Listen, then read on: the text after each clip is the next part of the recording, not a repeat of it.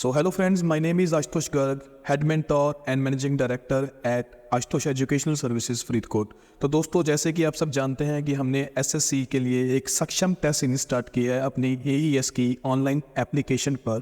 तो आज हम उसका सेकंड टेस्ट का जनरल स्टडी का जो सेशन है उसको डिस्कस करने जा रहे हैं। मैं आशा करता हूं कि जो भी ये बच्चे वीडियो देख रहे हैं उन्होंने सब ने वो टेस्ट अटेम्प्ट किया होगा और शानदार नंबरों से उसको पास भी किया होगा, और मैं चाह रहा हूं कि आप अपनी तैयारी भी बहुत ही शानदार तरीके से कर रहे होंगे। तो दोस्तों, let's begin with our discussion. तो जो हमारा पहला क्वेश्चन था टेस्ट में, it was the first European country to start trade with India was. तो जो हमारी फर्स्ट यूरोपियन कंट्री थी जिसने इंडिया के साथ ट्रेड स्टार्ट किया था, एज यू ऑल नो कि PDEF ये सीक्वेंस है जो यूरोपियंस हमारे इंडिया में आते हैं in the 15th century AD, जिसमें 1498 में वास्को डे गामा हमारे कैलिकट में लैंड करते हैं। तो पोर्टुगीज के बाद डच, डच के बाद इंग्लिश एंड इंग्लिश के बाद फ्रेंच। तो I hope it was an easy question, तो आप सब ने इसको अच्छे से अटेम्प्ट किया होगा। Let's see the next question. Who discovered the cape route from Europe to India? तो दोस्तों, इसमें ऑप्शन है Vasco day Gama, Christopher Columbus, Niccolo Conti and Marco Polo. तो फ्रेंड्स, इस क्वेश्चन का जो सही आंसर है that is Vasco day Gama. तो यू नो बेटर कि वास्को डे गामा 1498 में कैलिकट रीच करते हैं, जहां पे उन्हें ज़ेमोरिन जो किंग हैं कैलिकट के, वो उनको वेलकम करते हैं। आपने याद रखना है कि जो पायलट थे इनकी शिप के, दैट वाज अब्दुल माजिद। एक चीज और आपने इसमें ध्यान से याद रखनी है, एक पर्सन है जिन्होंने केप ऑफ गुड होप का रूट फाइंड किया था। This is cape of good hope route. ये किसने फाइंड किया था? That is Bartholomew Dias. तो Bartholomew Dias, so he was the person who found the cape of good hope route. Actually इन्होंने जो वॉयड स्टार्ट किया था 87 में, 1487 के आसपास, तो ये यहाँ पर आके ही इन्होंने यहाँ तक ही अपना ट्रेड रूट जो डिस्कवर किया था। तो but Vasco D gamma was the first European जो हमारे इंडिया की लैंड पर जो लैंड किए थे 1498 में। Let's move to the next question. What is the total area of India? So ये बच्चों बहुत बेसिक सा क्वेश्चन है कि इंडिया का एरिया कितना है। अगर आपको एग्जैक्ट वैल्यू याद रखनी है तो this is our area, that is 32,87,263 square kilometres, and with this area India is the 7th largest country in the world in terms of area. तो 7वीं सबसे बड़ा देश है हमारा भारत पूरे विश्व में, सबसे बड़ा रशिया है। तो it was a factual question, तो यहाँ पे हमारा आंसर बनेगा 3.287 मिलियन स्क्वायर किलोमीटर्स।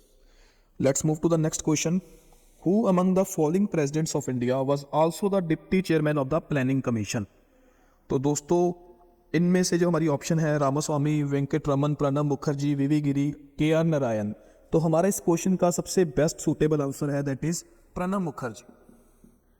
तो आप सबको पता है प्रणब मुखर्जी हमारे देश के 13th प्रेसिडेंट भी रह चुके हैं, and he was also the deputy chairman of planning commission from 1991 to 1995। Next question is which of the following is not one of the methods of national income estimation? तो दोस्तों, ये economy का question है। National income की estimation हमारे भारत में 3 तरीके से की जाती है। एक है इनकम मेथड, एक है हमारा एक्सपेंडिचर मेथड, एक हमारा है ग्रॉस वैल्यू एडिड का method, GVA method. Expenditure method, income method and gross value added method. तो ये 3 मेथड हैं जिनसे हम इंडिया की नेशनल इनकम कैलकुलेट करते हैं। इन तीनों मेथड्स को पूरा कंप्लीट डिटेल में समझने के लिए आप हमारे चैनल को सब्सक्राइब करें। मैं जल्दी ही इन तीनों टॉपिक्स पे, एक्सपेंडिचर मेथड, इनकम मेथड और ग्रॉस वैल्यू एडिड मेथड पे आपकी एक वीडियो शेयर करूंगा। Next is what is the name of the indigenous data link communication developed by the Indian navy? तो ये करंट अफेयर्स का क्वेश्चन है दोस्तों। तो इसका सही आंसर है वायु लिंक। तो वायु लिंक है इसका आंसर।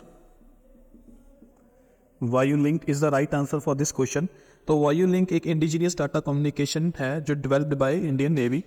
इसमें आपको हमने IRNSS का यूज किया है।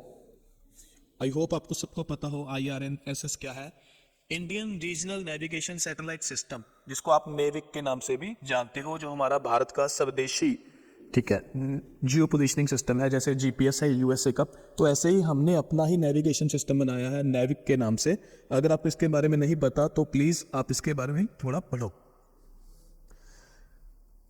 अगला क्वेश्चन है हमारा, the international maritime exercise Cutlass Express 2023 IMX that is CE23 is being organised in which region. तो दोस्तों ये हमारी हाल ही में जो एक्सरसाइज हुई है, इंटरनेशनल एक्सरसाइज है ये, क्योंकि इसमें मोर देन 50 नेशंस ने पार्टिसिपेट किया था, मोर देन 50 नेशंस ने। और ये जो हमारी गल्फ रीजन है, जो गल्फ वाला रीजन है हमारा, मिडिल ईस्ट वाला, ये वहाँ पे एक्सरसाइज हुई है। और इसमें हमारी एक तलवार क्लास फ्रिगेट ने भी पार्टिसिपेट किया था। तो ये हमारी तलवार क्लास फ्रिगेट थी। अब अगर आपको इस तलवार क्लास फ्रिगेट का नाम पता है तो आप मुझे कमेंट सेक्शन में बताइए। जो बच्चा सबसे पहले बताएगा उसको हम सरप्राइज देंगे, एक प्राइज ऑफर किया जाएगा हमारी इंस्टीट्यूट की तरफ से, जो इसका मेरे को आंसर सही और जल्दी बताएगा कि इस तलवार क्लास फ्रिगेट का नाम क्या है जिसने इंटरनेशनल मैरीटाइम एक्सरसाइज में पार्टिसिपेट किया था भारत की तरफ से। Next question is Mahendragiri is the highest peak in the, तो जो दोस्तों ये ज्योग्राफी का क्वेश्चन है हमारा, तो Mahendragiri that is the highest peak of eastern Ghats. ऐसे ही अगर आपको वेस्टर्न घाट्स की हाईएस्ट पीक पूछा जाए तो अनाईवुडी, तो Anaimudi is the highest peak of western Ghat and Mahendragiri is the highest peak of eastern Ghats. Let's move to the next question, which of the following is a young fold mountain. तो दोस्तों सबसे पहले आपको पता होना चाहिए कि फोल्ड माउंटेन्स या माउंटेन्स कितनी कैटेगरीज में डिवाइड किए जाते हैं। तो बेस्ड ऑन द फॉर्मेशन कुछ माउंटेन्स को फोल्ड माउंटेन्स बोला जाता है, कुछ माउंटेन्स को ब्लॉक माउंटेन्स बोला जाता है, और फोल्ड माउंटेन्स भी आगे जैसे न्यू फोल्ड माउंटेन्स या यंग फोल्ड माउंटेन्स या ओल्ड फोल्ड माउंटेन्स इस तरह से कैटेगराइज किए गए हैं। तो जो हमारे आप्स माउंटेन्स हैं या हमारे हिमालयस हैं, हमारे रॉकीज हैं या हमारे एंडीज हैं, तो दोस्तों ये सारे ही यंग फोल्ड माउंटेन्स हैं।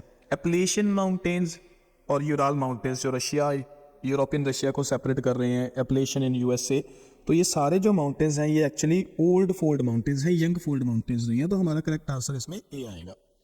Let's move to the last question. Stapes, the smallest and the lightest bone in human body, is the part of which organ? तो दोस्तों ये तो बहुत इजी आसान सा सवाल है कि स्टेप बोन जो है ना, ये सबसे स्मॉलेस्ट और लाइटेस्ट बोन है, ये हमारी ह्यूमन बॉडी के कौन से पार्ट पे अवेलेबल है। तो ये है हमारा इसका आंसर ईयर। तो ये आपके कान में की बोन है steps. It is one of the smallest and lightest bone in your body. तो दोस्तों मैं आशा करता हूँ आपको ये डिस्कशन अच्छी लगी होगी और समझ भी आई होगी। तो आप पढ़ते रहें, मोटिवेटेड रहें और हमारे अगले टेस्ट में फिर अपनी भागीदारी बनाएं, और मिलते हैं आपके साथ नए और अगले टेस्ट सेशन में। तो तब तक के लिए आप अपनी तैयारी को कंटिन्यू रखें, पढ़ते रहें, ठीक है, कीप स्टडिंग, गो अहेड और अपने लक्ष्य को जल्दी जल्दी प्राप्त करें। और एक बात और दोस्तों कि हमारा इंस्टीट्यूट AES बहुत जल्दी ऑनलाइन भी स्विच करने आ रहा है।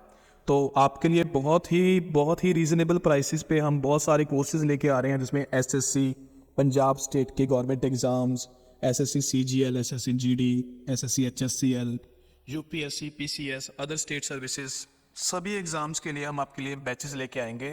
तो जल्दी जल्दी आप इस हमारी ऐप को शेयर करें ताकि कंपटीशन का माहौल और अच्छा तैयार हो। ज़्यादा इस ऐप को शेयर करें, अपने फ्रेंड्स को सजेस्ट करें हमारी ऐप, अगर आपको हमारा कंटेंट अच्छा लग रहा है तो। Thank you so much.